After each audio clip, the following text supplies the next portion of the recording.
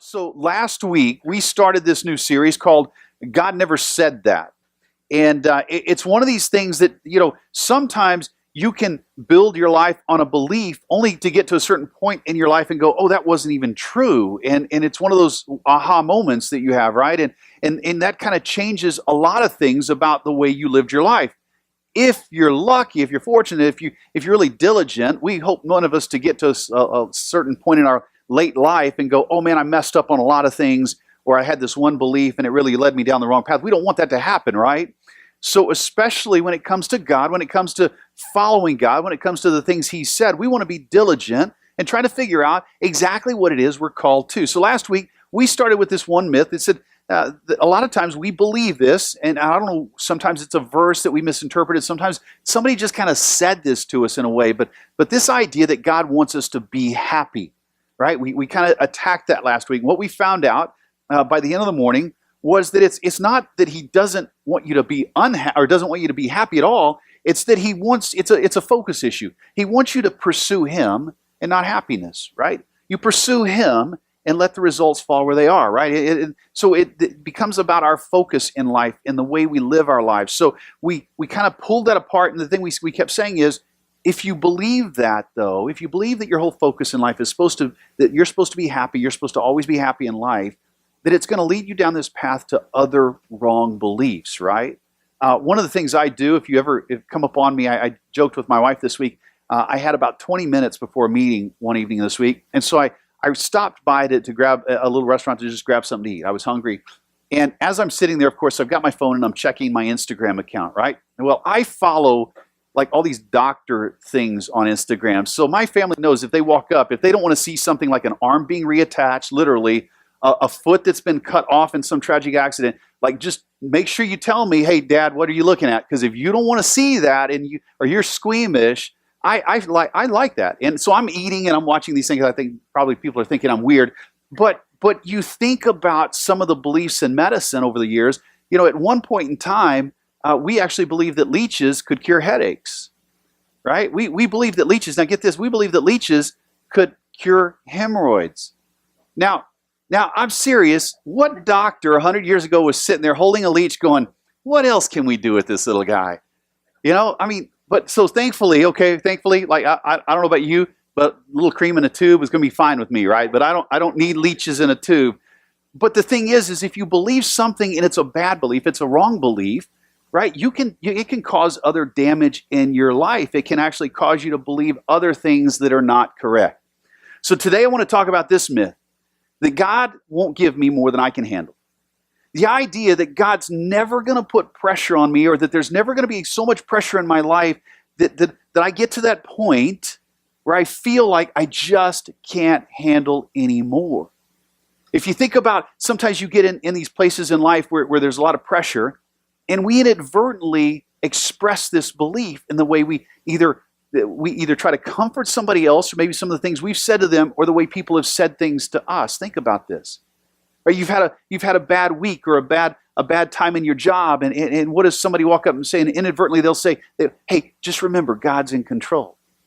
Right? Like that wasn't true anyway. I mean, of course that's true. Of course God's in control, but I still had a bad week, right? And when you tell me God's in control, all you're really doing is saying you're ignoring my bad week. Like, I just want you to empathize with me for just a moment. I had a bad week. Things aren't going as well as I thought they should, right? You ever been depressed or know somebody who's depressed, or maybe somebody very close to you has been incredibly depressed in their life, and that depression causes other things to happen. They lose jobs, or maybe they lose family members or relationships, or maybe they just miss opportunities. And somebody will walk up to you, or maybe you've said this inadvertently in the past. You said, well, it's okay because when God closes the door, what does He do? He opens a window, right? And it's not that won't be true necessarily, but you've just experienced some pain. You've just experienced some hurt. You've just experienced a loss. We really do sometimes think that God's not going to give us more than we can handle, and that's a problem. That's a bad belief, and it's going to lead us down the road to other bad beliefs, right? Because listen, if you're here this morning and you're in one of those periods, like life is just not good for you right now, you're not alone. Maybe you're here this morning, though, and you're coming out of something that's been really, really bad, right? Like a season where the pressure's been on and you're finally starting to come out of it. That's good. But I guarantee you, listen, if you're here and you've not been in a bad season, what's going to happen? One's coming, right? It's just an endless cycle. It's just life. It's the broken world we live in with just life. I had a buddy, an old pastor friend of mine who came out with a new book this week, and he made a statement in this book. I love this because I'm going to just read this. I don't think I put it on the screen for you, but I want to read this because this is what he's talking about in this book. He says, we're driven to resolve issues, and usually it's a good thing to want closure. Something bad happens, you want to get away from that bad thing. You want closure, right? He says, when you sign up to take a class, you want to complete it. When you enter a race, you want to cross the finish line. However, this mindset overlooks the fact that we are alive. As long as we are alive, things can't be finished. There is no end point. There is no graduation ceremony that certifies we've arrived in life. Living things are always growing. If they're not growing, they're dead. Right? Right? So just be aware this morning. Maybe you're in a bad season. Maybe you're coming out of a bad season. Maybe you're going to be going into a bad season. Here's the thing. We need to discuss this. We need to talk about it. We need to wrestle this thing to the ground. Would God really give you more than you can handle? Because how you interpret that is going to affect how you handle whatever season you're in or is coming your way, right? We've all been at that place, right? I don't think I can take any more of this, God. Like, I'm just done. I'm just so done. We had a couple of babies born in and around Journey this week, and my wife and I always like to reminisce. And with our youngest, it was one of those things where after he was born, there was about 10 months where he just didn't want to sleep, right? And she kind of one night hit the wall, and she's like, "Okay, God, I'm just kind of done with this thing. Like I can't go any further." She wasn't sleeping, and that was the night he slept all through the night, right? But we've all been there. Those moments where I don't know, I don't think, I may not be able to handle anything more. And here's the thing. If you really believe God is not going to give you more than you can handle, that means whatever's in your life right now, you can handle. And see what that means in Texas? Anybody know what that means in Texas? Yeah, it's time just to get her done, right? If you're not from Texas, you'll have to look up that phrase. Be careful, it has some other meanings, but I'm using it in a clean way, right? It's just time to get her done, right? It's time to pull myself up by my bootstraps and to make it happen. If God's not going to give me more than I can handle, then everything that's in my life right now I can handle. And listen to me, I just need to work harder to handle it. I want to take you to a couple of passages real quick. Psalm 38. In Psalm 38, King David is talking about some things that have gone on in his life. These may not be on your screen from I'm noticing, but they're in your handout this morning. Psalm 38, he's talking about some bad things that have gone on in his life. Part of it is his fault, right? In fact, a big part of it is his fault. But look what he says. Verse 4, for my iniquities have gone over my head like a heavy burden. They're too heavy for me. My wounds stink and fester because of my foolishness. I'm utterly bowed down and prostrate. In other words, I'm laying on the ground. He's flat. It's like life is so bad, I'm just worn out. Verse 7, for my sides are filled with burning, and there is no soundness in my flesh. I am feeble and crushed. I groan because of the tumult in my heart. You hear the weight of that? This is a guy who's been given too much, right? Like it's more than he can handle right now. Now we're going to talk about why in just a second, but bear with me. This is a guy who's suffering. And if you think this is an isolated case, I want to jump over to Mark. I want to take you to the night before Jesus was crucified. I want to take you to some words that if you've never seen this, Jesus had the same emotion. This is how I know that God will give us more than we can handle at times. Watch this. Mark 14. Jesus took with him Peter, James, and John, and he began to be greatly distressed. He's not just upset. He's not having a bad night. He is greatly distressed and troubled. Verse 34, and he said to them, my soul is very sorrowful, even to death. I'm so upset, it even feels like I'm going to die. Remain here, he says, and watch, he tells them. He's so disturbed, he's so upset, the burden is too heavy. What's in front of him, what he's about to walk out, the crucifixion, is weighing on him so much. Think about this. If you knew you were facing some kind of end of your life that was just that gruesome, that heavy, that violent, and you knew it was coming and there was nothing you could do to get around it, and in fact, God was even asking you to walk up to that, to do it, to partake in that. Now, I'm not talking about suicide, all right? We need to make very clear. I'm not talking about that. This is a very special case where Jesus knew what was in his Father's plan. He knew what was coming his way. And he was being asked to walk through it. Can you imagine the burden? Can you imagine the stress? The scriptures say that night he was so distressed that he sweat drops of blood. It's a medical condition when you get that stressed, when your body is that stressed that a person can actually, capillaries break and you can sweat little drops of blood. That's the kind of pressure he was under. Why am I showing you that? Because the Bible does have illustrations of things being too heavy to handle. God did not say he'll never give you more than you can handle, but let's talk about what he did say. I want to go to 1 Corinthians, and the verses will pop up on your screen now finally. Listen, Paul wrote this passage, and this is a great passage because you have to remember Paul. Paul was this guy who at one point in his life hated Christians, was not a believer in Jesus Christ. He was a part of the Jewish ritual. He was a part of the synagogue system. He was a part of God's chosen people, but he had missed, like the rest of them, he had missed that Jesus was coming to be their Messiah, to be their deliverer. They were so ready for a Messiah, a deliverer, to come set up a nation for them. Okay, now I know you guys can't even, relate to this, that we would live in a culture that everybody, that culture wants to be the best, right? You can't relate?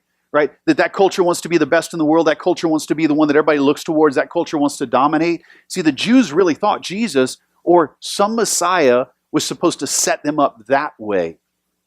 They missed that the kingdom was very different than just being a city or a nation on this planet. So Paul doesn't like Jesus. He spends all of his energy killing Christians. And after the resurrection, Paul's on his way to another city, and he's between two towns, and the scriptures talk about he had this encounter with God. The resurrected Jesus showed up in a fashion that we don't even know. It's just described as a bright light. It's called an Emmaus Road experience. He's on this road to Emmaus, and something happens. He's left blind.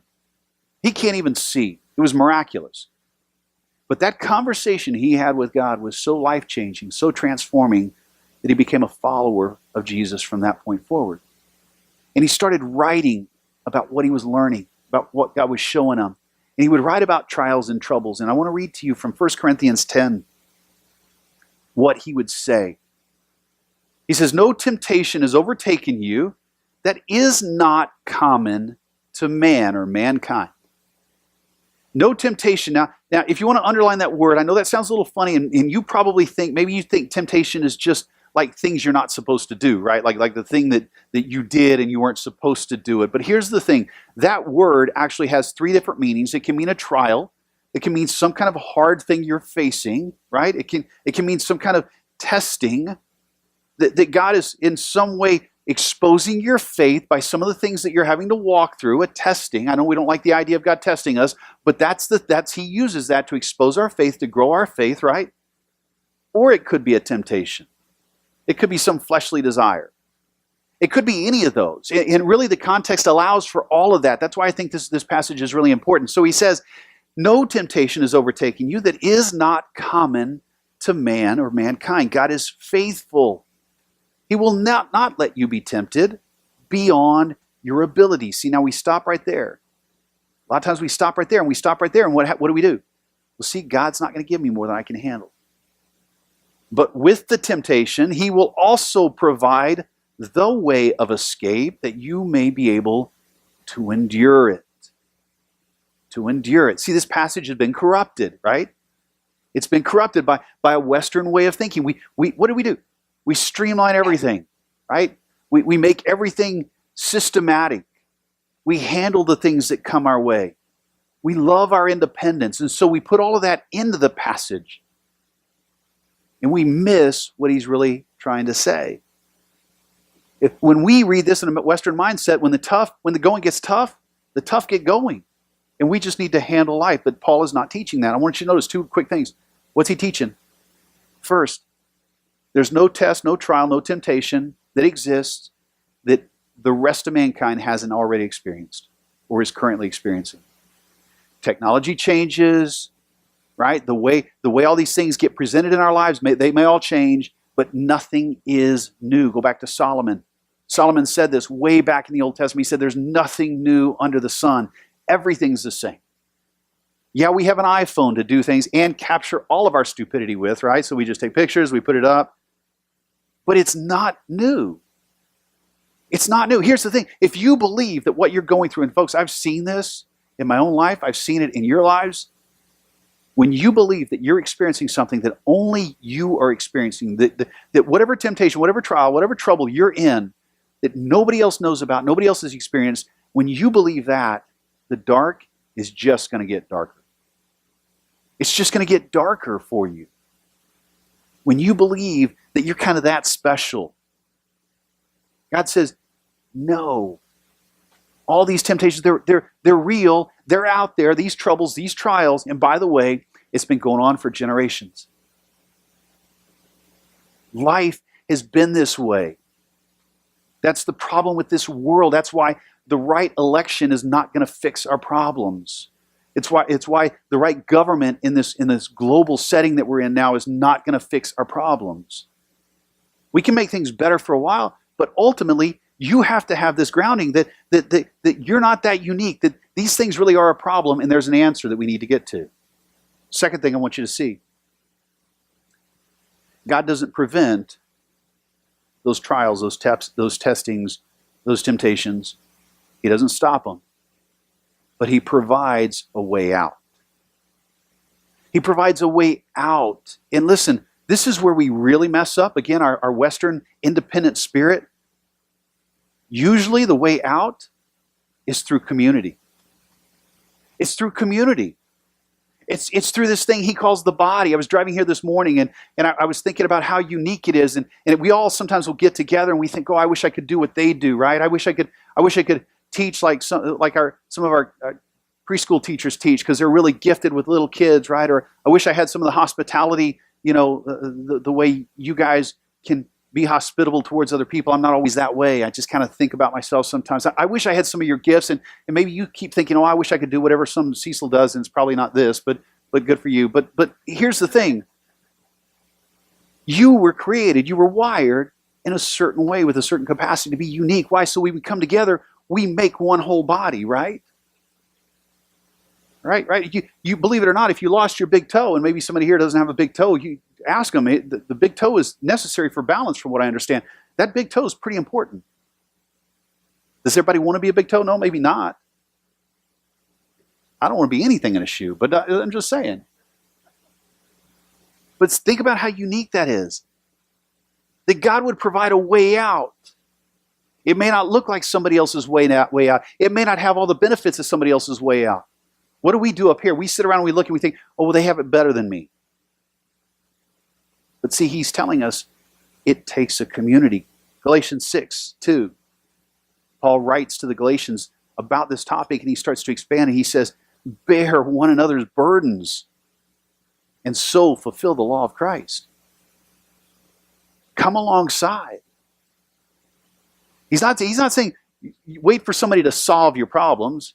Wait for somebody to give you enough money to fix your money issues. But walk with people. Help where you can help. But don't let them ever think they're walking alone. These temptations are real. They're not going to go away. But God has designed us for relationship, right? And He promised a way out, a means to make it through. God never promised, watch this, God never promised we would escape our troubles. He promised we would be able to endure our troubles. He didn't say we would escape them. That life's just going to be easy. I told my wife one day this week, I said, you ever think about just like we could cash in this, sell this, and I think we could go to Mexico and I'm pretty sure I could find a beach and we could get away for, I don't know, maybe 10 good years. Right? Like just 10 years. I mean, after that, I don't know what. But but I'm pretty sure I can live really, really cheap. I need one change of clothes, folks. I'm telling you, if you don't know me, you don't know me. My family knows me. On vacation, I take one pair. I got a pair of shorts. That's all I need. Right? I pack light. I could get away cheap. But see, the problem is Jesus says that's not how I designed you.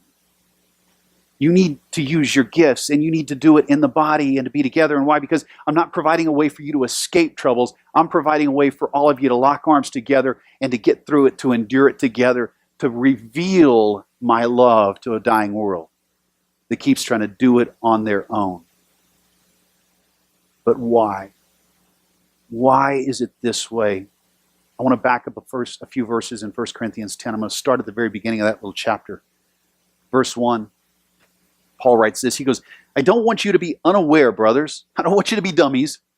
He says, brothers, it's everybody, that our fathers were all under the cloud and all passed through the sea. Now watch this. He's gonna paint some images from some stories back from the life of Moses. Okay, so that's what's going on here. He says, so they all passed through the sea.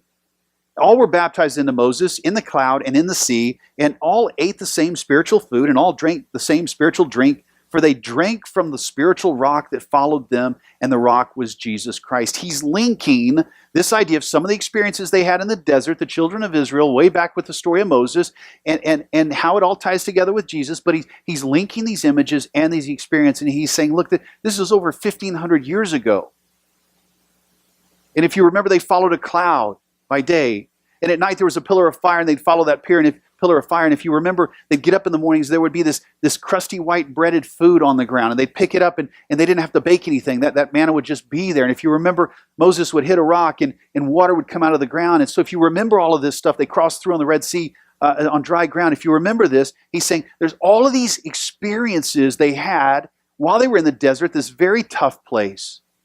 They were miraculous things, big things that we don't really see a lot of today, right? They were these encounters with the very presence of God, and God was showing them who He was. And for a time, it would ease their trials, ease their troubles, ease their problems. But unfortunately, like us, they would forget after a while. The desert, it would overshadow everything else, and they would forget what God was doing for them, and they would forget all these things, and they would start to recognize and pay more attention to the hard times and the hard places they were in, and it would upset them, and they would even get angry again, and then we have to ask ourselves, how much did I need God this week? Like, we weren't living in the desert, unless you guys took a trip this week. Nobody was living in the desert this past week. And if you were, you probably visited Arizona and you could fly in and fly out. But we're not living in the desert. Most of us have working air conditioners. Right? Think, where was it in your life that you needed God this past week? Did you have enough money to pay your bills this week? Did you have enough money to eat at any restaurant you wanted to eat at this week? Or at least eat out as many times as you wanted to eat out? Did you have enough resources in your world to fix your problems this week? How often did you need God this past week? See, Paul's setting them up. He's painting this picture of how the Israelites needed God, but they kept forgetting they needed God. Even when He would deliver, they would forget. Even when they needed Him and they recognized they needed Him, they would forget. So why would God give us more than we could handle? First reason, I'm convinced, is to prove our need for the presence of God in our lives. To prove our need for the presence of God. Life's too nice. Life's too nice. You know, Allen had a runoff election yesterday. You know, Allen's closing in on 100,000 people, right? Roughly 3,000 people voted. 44 votes separated the winner and the loser. It's too nice. Our lives are too nice.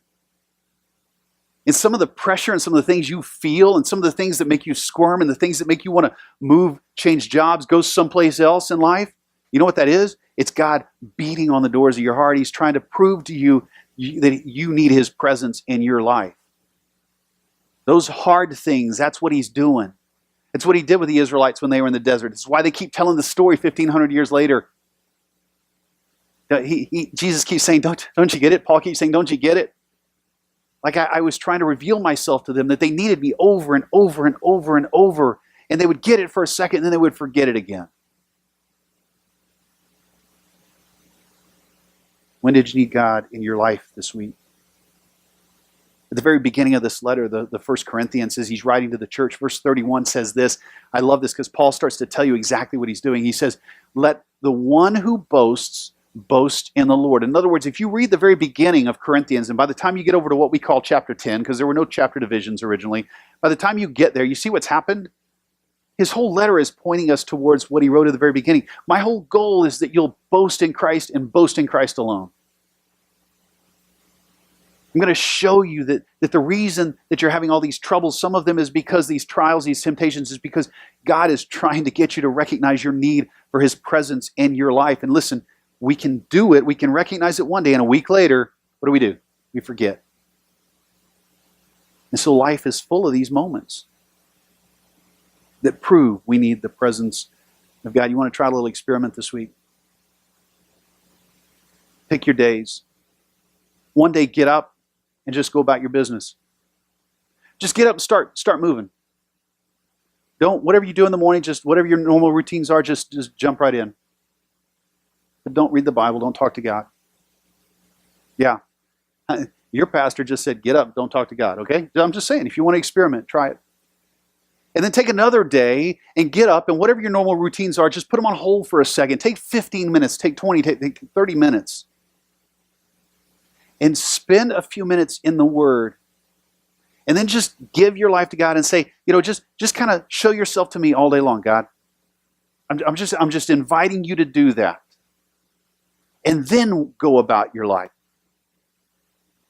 At the end of the day, write down what's happened. At least make a mental note.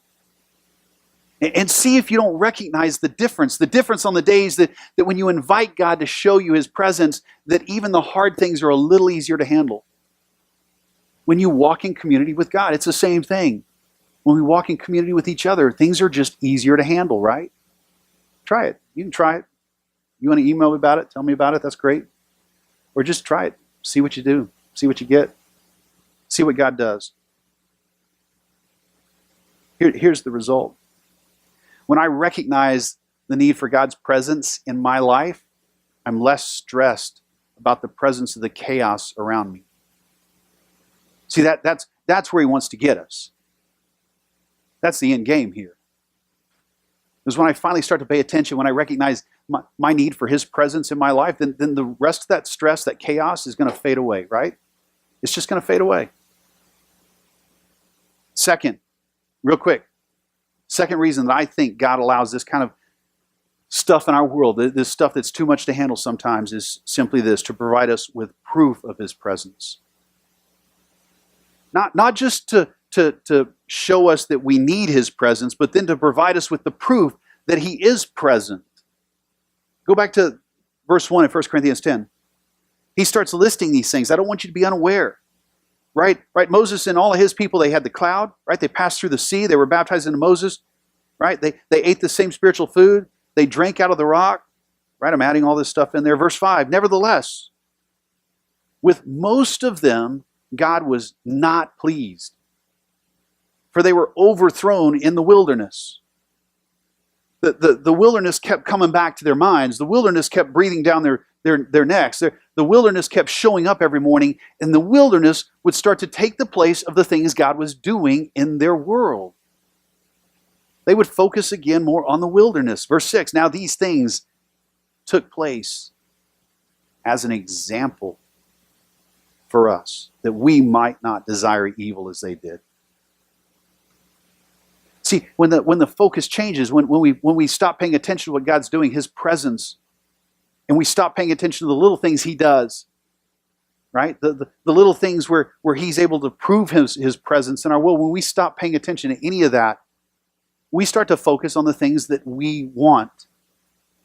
We start to focus on handling life the way we want to handle life. We start living like the rest of the world lives. And he's saying, that's not how my people are supposed to live. That's not how Christians, that's not how people that profess to follow me are supposed to live. We're supposed to live differently. It's not a guilt thing. He's not putting a guilt trip on us. He's not asking for us to obey the Ten Commandments better every day. He's just saying you're supposed to be different. Your whole focus is supposed to be on me. And then I can show you these little places where I'm working in your life. A couple of weeks ago, I was prepping for the summer. And I've said this to you sometimes, but the last 3 months, right, of getting into this space, the space that we all love and I'm very grateful for, the last 3 months in total chaos in my world, right? I mean, it just, my schedule's crazy, everything's up in the air, and it's frustrating for me, right? I like things to be pretty ordered. I like to know what I'm doing, where I'm going, and how to get there and prep well for it, right? And so when my schedule gets crazy, I get a little cranky, right? And I start to lose focus. And I was prepping because I knew the end of the summer is vacation for me, and I've got 2 weeks, and I'm inviting somebody else to come preach, and I'll tell you about who that is in a couple of weeks. But I'm inviting somebody to step up here, so I want to prep well, right? And I'm trying to get my head around this, and I'm frustrated. And finally, I just shoot a text off to this person. I said, listen, I don't know what to do. I got 2 options. You can do whatever you want. Come on, whatever. I'll bless you because I'm going to be on the beach, right? If you mess up, I'm going to catch it on video, and then we'll talk. But this person said to me, he said, well, what were you thinking? And I said, well, I've got this one series, but I mean, I didn't know if you want me to tell you what to preach. This person said, well, what are you preaching out of? What's the series? I said, it's going to be out of the book of Daniel. He said, you want to know what book I started studying 2 weeks ago? I said, I can tell you right now because that's how it works in my world. When God starts to show me his presence, it's little things like that. He said, that's right. I started studying the book of Daniel 2 weeks ago on my vacation. He goes, sign me up for the series. But if you're so angry and so upset and you're focused on the world, you're going to miss those little things, right? That's a little thing. But man, in my week, that's the presence of God. He's proven himself to me over and over. Like, Cecil, stop worrying about it, man. Just get the work done. Just keep moving. And let's do this thing together. Stop being so worried about it. Stop focusing on the things you think are getting away from you. Stop focusing on the things you think you don't have. Stop focusing on the things that you think are messing up your life. When you feel like it's too much to handle, you know what's going on? He's proving your need for his presence, and he's also going to prove his presence in your life. He's going to show himself to you. So last week we ended with a question, and here's the question we're going to end with today. Knowing that, what changes when you begin to live with that kind of knowledge? When you begin to live with the knowledge that God is with you and is trying to, he's with you in the most trying times in your life. I can't read. What starts to change? When God is with you in those trying times in your life, when you begin to recognize that, when you see his presence finally, when you begin to recognize that, acknowledge it, what's going to change in your life? What's going to change in your confidence and your level to walk the week out? See, too many times we're giving up. We're surrendering, folks. Christians weren't supposed to live better lives than the rest of the world. We were supposed to live lives of confidence. We're supposed to live lives of trust. Lives that reflect a calmness. Lives that don't freak out. We're supposed to be able to walk through the week knowing that our God is bigger than anything that we're going to face, even though it feels like at times we can't handle it. Somehow, some way, there's a way to endure it. If you grasp that this week, what changes in your life? What's going to change? Let me pray for us.